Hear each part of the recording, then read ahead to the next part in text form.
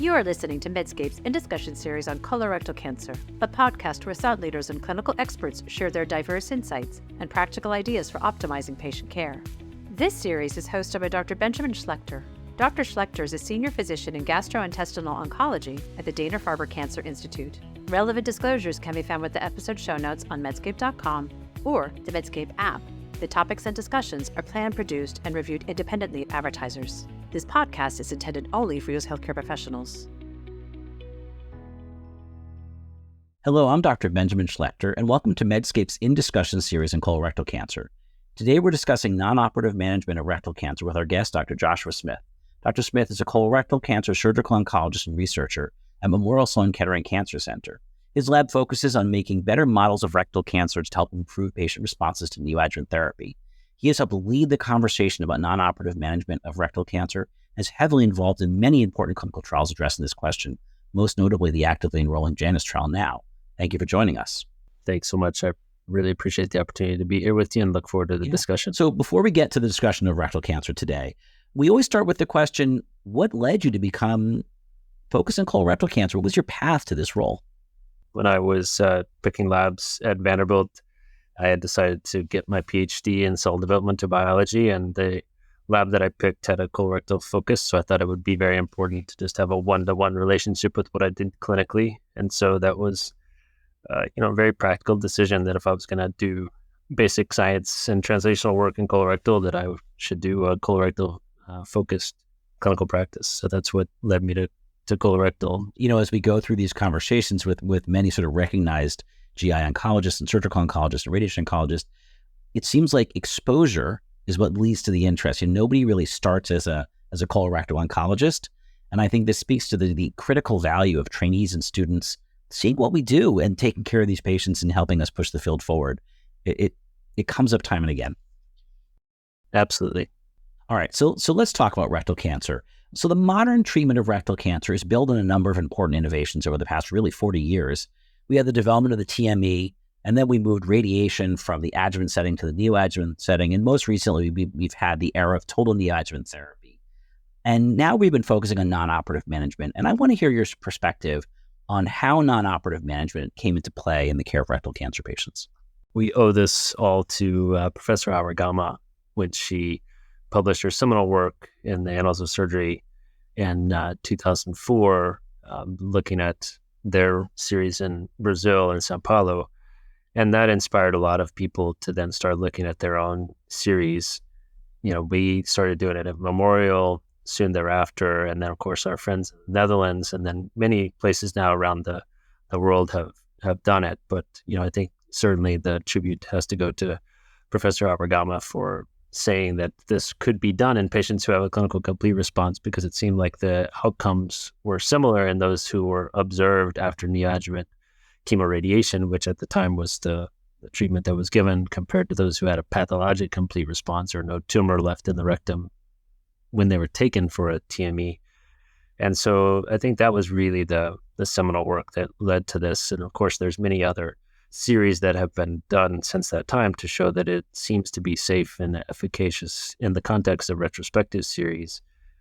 I think you fast forward now to the OPRA trial, which was the first trial to integrate a non-operative approach or a watch and wait approach to patients who have a clinical complete response after a optimal neoadjuvant approach. In that trial, it was total neoadjuvant therapy, 2 different flavors. But that really now has brought it into the forefront, and now as a kind of a highlighted portion of the NCCN guidelines, and then obviously paved the way for us moving forward into the JANUS trial. Clearly, as you suggested, TNT has now become a mainstay in the treatment of patients with locally advanced rectal cancer, and now the use of non-operative management for those patients who have a clinical complete response has become really important for those patients. So much so that, if patients don't have a clinical complete response, they become quite disappointed, which now becomes the new challenge is how do you get more patients to a clinical complete response? Yeah, I want to talk more about OPRA, but before we get to OPRA, which I think is a seminal work in GI oncology, let's talk about what patients gain from non-operative management. What are the consequences of surgical management versus non-operative management, both LAR and APR? What are the problems that we're trying to get away from? Right. Yeah, I think it's a great question. And we know from patients who've had neoadjuvant chemoradiation and then surgery that the patients have significant what we call low anterior resection syndrome, which is essentially bowel dysfunction. Because when you take the sigmoid and the rectum out of the picture, patients are going to have significant bowel dysfunction, meaning going to the bathroom much more frequently. They're going to have what's called clustering, urgency. And of course, when you do a rectal anastomosis, especially in the lower mid-rectum, many times we do a diverting loop ileostomy, and that can lead to problems with people having issues with their body image, and also just the threat of having an ostomy is very concerning to people. And then, of course, if the tumor is very low involving the sphincters, then patients are faced with a permanent colostomy. In the current day and age, surgery seems to be very safe, but there's still issues as you think about surgery in terms of morbidity, and then a very low chance of mortality. But still, the main issue after rectal surgery is still longer term for the patients, especially those that we can put back into continuity, is the long-term bowel dysfunction. Eventually, they get back to a new normal, but it still can be a big issue. And this is important for patients that we see now, which are younger and younger, and so they're faced with a longer time period of this bowel dysfunction.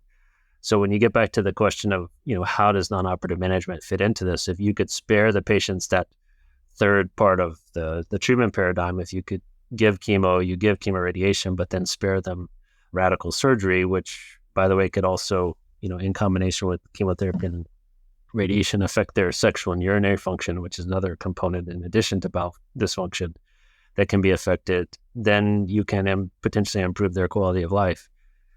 Now, do we have data yet in that regard? The quality of life data or the patient-reported outcome data from OPRA is pending. I think that'll be very interesting to see and will be instructive for us.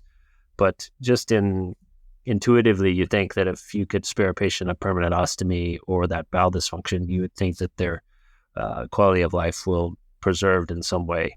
Yeah, absolutely. LAR syndrome is not easy for patients, and it seems almost unpredictable at times. I'm sure someone's going to have a low anastomosis, is going to really struggle, and they do great, and then someone pretty high, it really is miserable. And I struggle to manage it, to be perfectly honest. So what do you think about when you've got a patient with LAR syndrome? What are some of the options that you think about as a surgeon for them? Early on, we try to manage it before we ever even start treatment. From our standpoint, we start talking to patients because, of course, we don't know who right now. We can't predict who's going to have a clinical complete response and spare the rectum, obviously. And, in the context of total neoadjuvant therapy, where they're getting all of the treatment, notwithstanding a conversation about prospect where they might not be able to spare radiation, you don't know who's going to have a complete response or not. So we start talking to patients right away that, if you go to surgery, you're going to have some bowel dysfunction so that we can manage that expectation. And we tell patients it's going to happen for the next 12 to 15 to 18 months, and you're going to have to get used to a new normal. Early on, we do things like fiber, and eventually we can add, to bulk up the stool, we can do pelvic floor physical therapy. We can help them with Imodium. There's some very intricate regimens where people do irrigations and some other things like that. But what I've found over time is that many, many times patients start to adjust to their new normal and see that after that 12 to 18 month period, they can start to adjust and find their new normal and make that mental adjustment to their new bowel habits. It's not easy, and it takes a lot of work in a multidisciplinary fashion with medical oncology, radiation oncology, the surgeon, physical therapy. Many different modalities are engaged in order to help people with this, because it's a very significant quality of life impact that patients face, as you well know. I mean, and that gets to the whole point of total neoadjuvant therapy, non-operative management. It's in some ways kind of refreshing and amazing that we have, for example, in Prospect, Harvey Mayman is a senior author, is a radiation oncologist, along with Deb Schrag, as a medical oncologist, trying to spare radiation. And now we have surgeon-led trials trying to spare surgery. And that really brings us to OPRA. So the OPRA study was published by Julio Garcia Aguilar, 2022 in the JCO. And this randomized patients with stage 2 and stage 3 rectal cancer to receive either chemoradiotherapy followed by 4 months of FOLFOX or CAPOX versus chemo first, followed by chemoradiotherapy. And the winner in terms of achieving a clinical complete response was the radiation first approach. So highlight for us what you think are the critical lessons of OPRA and how we should take this in practice. Who are the best patients for this? Well, I think, first of all, think about the trial and the hypothesis. So the design of the trial, people may not know, initially was thought to be kind of a single-arm trial, but that, of course, that doesn't fly when you design trials, so it needs to be randomized. So as you probably remember, the treatment paradigm at MSK for a long time was induction, TNT, so treatment with chemotherapy, as you noted, and then radiation. And then Dr. Garcia Aguilar had pioneered a trial called the timing trial where patients were given chemoradiation and then increasing cycles of FOLFOX, and noted that there was a high rate of pass CR when you took those patients to the OR with more FOLFOX, so up to 6 cycles of FOLFOX after long course chemoradiation. So it made sense to then randomize essentially what was the homegrown TNT approach versus the timing approach. And the hypothesis actually was that the clinical complete response would be higher in the consolidative approach versus induction, but not as high as we observed. It was almost half the patients preserved the rectum after achieving a clinical complete response, even though a very similar rate of patients in both arms initially had a clinical complete response. The long-term organ preservation was higher after you gave radiation, which was, I think, a bit surprising because, the hypothesis was that it was going to be about a 10% difference, but much lower, more like 35 versus 25%. And in fact, it was, higher than 50% versus 40%. It's interesting when you start thinking about how these trials were designed. And of course, there was also a historical control in this phase 2 trial. And the hope was that the disease-free survival number would be higher compared to patients who had received standard chemoradiation and adjuvant chemotherapy. But that was very similar to the standard disease-free survival number, even though the patients, the secondary outcome of organ preservation was definitely improved. As you mentioned, I think it's certainly a paradigm shifting trial as it relates to the organ preservation endpoint. And as it relates to response, even though the clinical complete responses were very similar at the end of TNT, you could see that the longer term organ preservation was higher in the consolidative arm. When you get down to the brass tacks of who should preserve the rectum, we think it's patients who have tumors that are locally advanced in the low to mid rectum, because especially when you put it in the lens of prospect, where upper rectal cancers are seeing complete responses at a fairly high rate and also can avoid radiation, which may affect the quality of life issues that we just talked about, bowel dysfunction, and could also achieve meaningful cure with surgery and avoidance of radiation. Then we think that the upper rectal tumors may not be get the same kind of quality of life benefit that you might see for a low to mid rectal tumor. When you consider that a subset of those individuals are going to go to surgery eventually, and they may have been better off with chemo alone and a high LAR than the aspiration of non-operative management. And that does speak to expectation management, like you're talking with LAR syndrome and the disappointment that patients have when they don't achieve non-operative management.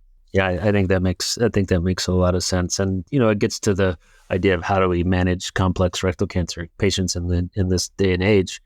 And you have to be very practical about how you approach these patients. So let's talk about non-operative management, because, I see a lot of second opinions for rectal cancer, and I see a lot of patients on some version of a non-operative management schedule. So what is your approach? What did you do in OPRA and in JANUS, which we're going to talk more about? Like what should we be doing in practice? Well, I think if the patient is appropriate for trial, then I think we'd like to have them on trial. I think doing a watch and wait approach in the context of the trial is probably the best treatment approach we can have at this point, because it brings all of the multidisciplinary power to that treatment. You get everybody involved that needs to be involved versus, doing it outside of a trial, which is also what we recommended when OPRA was ongoing. But of course, you're not always going to have that luxury. If a patient is interested in organ preservation based on the OPRA data, if they have a low to mid-rectal tumor, I think the recommendation outside of a trial would be starting with long course chemoradiation followed by consolidative chemotherapy. We will learn something from the German trial, which essentially took the winner of OPRA versus the winner of Rapido and is looking at the same idea. It's essentially a consolidative approach after either short course or long course, and see if the organ preservation and clinical complete response rates are similar to what we saw in OPRA. So that may give you some idea of equivalence of a short course approach versus a long course approach in terms of practicality of that consolidated TNT approach. But I think for a low to mid rectal cancer, if organ preservation is what you have in mind, that's the approach you should take. For an upper rectal cancer, I think that a prospect approach is very reasonable. And like I said, it's really important if you're thinking about a non-operative approach, if it's our preference to do it on trial if possible, but that's not always the case because many patients may come to us, as you say, as a second opinion, and they've already received either short course or long course. And then they're told, hey, we're taking you for a TME. And they come back and say, well, what about if I got some additional chemotherapy? Is there a potential that I might be able to preserve my rectum? And, I think then that leads to a different discussion depending on the time difference from when they finished. Yeah, so let's touch on short course just a little. This is something which maybe some of our audience is less familiar with in the U.S. This is a practice in more Northern Europe than anywhere else in the world of 25 gray and 5 fractions. And in the Rapido study, that was 25 gray and 5 fractions followed by 9 cycles of Folfox or 6 cycles of Capox. And that was initially published in Lancet by Bahadur and colleagues in 2021. And there was a follow-up publication by Dijkstra and colleagues in the Annals of Surgery in 2023. And that was a very locally advanced population, kind of the opposite of the prospect group. And these were really, really high-risk cancers. But in the follow-up data, there's a fair amount of local recurrences. And if we look at the biological equivalent doses of chemoradiation versus short course, there is a difference. So how comfortable are you with folks being offered non-operative management after a short course approach like Rapido, short course followed by chemotherapy? I think from our standpoint, we're not as comfortable given the current data, especially the local recurrence data. Our own data, when we, during the COVID pandemic, we had switched to short course for many patients. And of course, in our paradigm, we used an induction approach, so chemotherapy and then short course based on just the practical approach of not exposing patients for as long a time to potential COVID exposure. So we had kind of a natural experiment to see if short course would be as effective. And we did note that there was less clinical complete response and, less longer-term organ preservation in those patients who were treated with a TNT approach with short course integrated. I think that the German trial data is really what we need to wait for to make a definitive statement here. But in our approach, we would prefer a long course approach in the context of organ preservation until the German data defines this a little bit better, especially given our own data that suggests that the organ preservation may be a little bit less with a short course approach. Yeah, I agree. I tend to be a late adopter, so I'm going to wait until we have some long-term data. And that German trial is very well powered. It's 700 patients. I think it will answer the question. Yeah, absolutely. It's so important that patients are enrolled in these trials. And now we get to some of these other approaches to rectal cancer. We've talked about prospect. We haven't talked about PERDIGE yet. The PERDIGE study, just to remind the audience, that was FOLFIRINOX followed by long course chemoradiotherapy, followed by APR or LAR, and then adjuvant FOLFOX, randomized against chemoradiation, APR or LAR, and adjuvant FOLFOX. And there was a trend towards benefit, and really a statistically significant benefit in the follow-up data published from PERDIGE 23. The challenge, of course, is that adjuvant therapy was somewhat incomplete in that trial due to the toxicity profile and the patient profile. And we're not going to dig into that today, but one of the things that I've noticed is now and then I'm seeing patients with pretty locally advanced disease, a lot of nodal disease, very symptomatic disease, who may do better with chemotherapy first, who've had 3 months of chemo, then long course chemoradiation, then all of a sudden they're doing well and they're offered non-operative management with this sort of somewhere in the middle approach. They're neither on the PERDIGE path nor the OPRA path. And how do you think about those patients? I think it's a great question. You could argue, for example, could you make a trial where you compare an induction doublet approach versus an induction triplet approach? Turns out you did that. And think about, is that better versus starting with long course chemoradiation versus, long course chemoradiation doublet versus triplet? We thought about that, could you have a 4-arm study versus a 2-arm study? I think it's certainly more practical to have a 2-arm study versus a 4-arm study. And given the data from OPRA, we decided to use our control arm as long course versus doublet, which was essentially what you might think of as a winner of OPRA, versus the data both in the metastatic rectal cancer setting and also PERDIGE 23, suggesting that you get higher response rates. And awaiting the publication, but higher disease-free survival and potentially overall survival with a triplet chemotherapy approach? I think it's a great question. I don't think it's answered as of yet. There's two settings in which it could be answered. One is in JANUS, where we're comparing triplet versus doublet chemotherapy after long course. And then also in the Japanese trial Ensemble, where they're using short course, essentially the same kind of design as JANUS, short course doublet versus short course triplet. So I think we'll have pretty significant, both now phase 3 trials to get at this question, is triplet versus doublet better after a period of chemoradiation? It still won't answer the question if you started with triplet first and then went to radiation, are you going to get a higher response? But, I think in the non-operative setting, I think there's still fairly good fundamental trial data suggesting that when you start with a low to mid rectal cancer, that's starting with chemoradiation to get pelvic control is a very solid choice. If I think about all the various trials in various pelvic tumors, be it rectal cancer, anal cancer, and a variety of other luminal malignancies, everything from head and neck cancer down to cervical cancer even, in general, a radiation-first approach achieves greater response. And I don't know if that's a biological effect. Maybe radiation has a different injury than chemotherapy and you promote different outcomes, or if it's just a time lag approach. And I don't think we know yet. And we may not ever figure it out if the current data seems to suggest that radiation first gets you there. I don't know if we have to dig deeper on that question necessarily, even though I think it's actually a really interesting question. Yeah, it is. But I think we do take a page a little bit from anal cancer because we know, and, Aragama in our wisdom has suggested that, are we turning rectal cancer into anal cancer? Maybe in some ways. And we also know that induction therapy in anal cancer didn't work out too well. Treating with therapy and then trying to go back to a chemoradiation approach, that was not beneficial for the patients. And so maybe in a similar way, we should follow that. Yeah, and of course, anal cancer is a different chemosensitivity, but it is a great paradigm. Again, the critical involvement of colorectal surgeons in the care of anal cancer patients, and yet the reality that most of the time we can avoid the colorectal surgeons doing surgery, but their engagement is so critical to carefully examining these patients, and of course, salvage. Right. So let's talk a little bit more about JANUS, because I think that's such an important topic and a really important trial to address some of these questions. So give us your elevator talk about this, your pitch. So it was a long time coming. The initial thought was to do OPRA, kind of an extension of OPRA, but really after multiple iterations, we came down to this idea of a triplet approach. And that was with some patient input as well as a lot of discussions at multiple different levels. And it's really 3 different cooperative groups. It's NRG, Alliance, and SWOG, which I think is really important because it brings a lot of important cooperative groups together, which helps with accrual. And we're accruing at a very high pace now.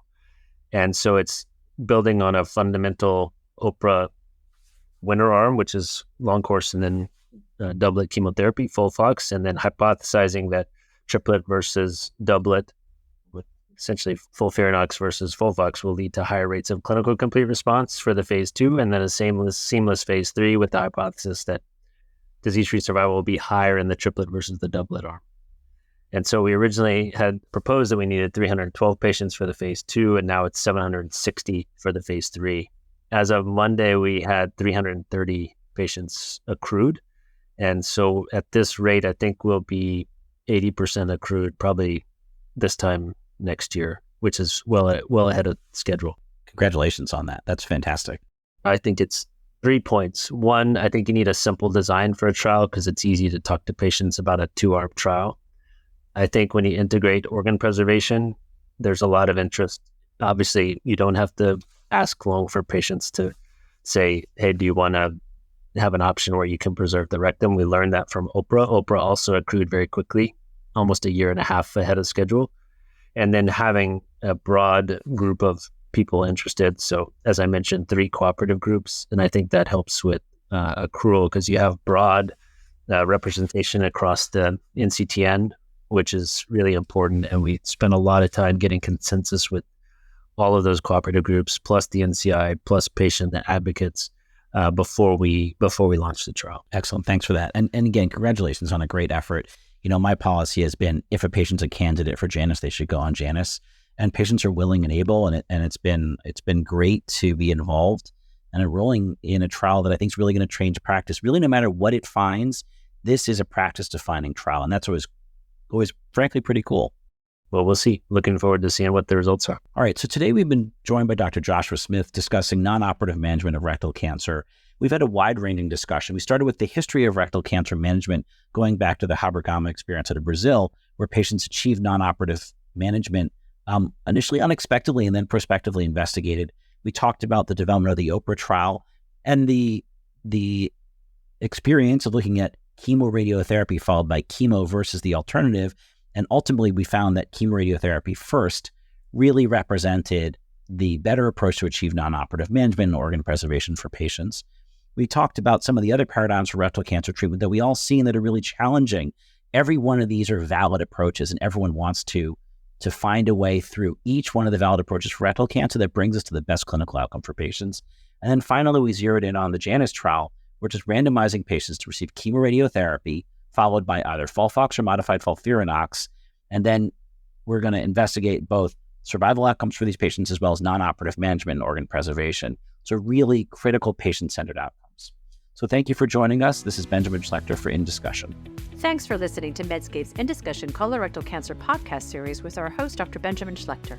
Be sure to look for more In Discussion episodes wherever you get your podcasts. Check out Medscape.com or the Medscape app for show notes, links, and more information on colorectal cancer.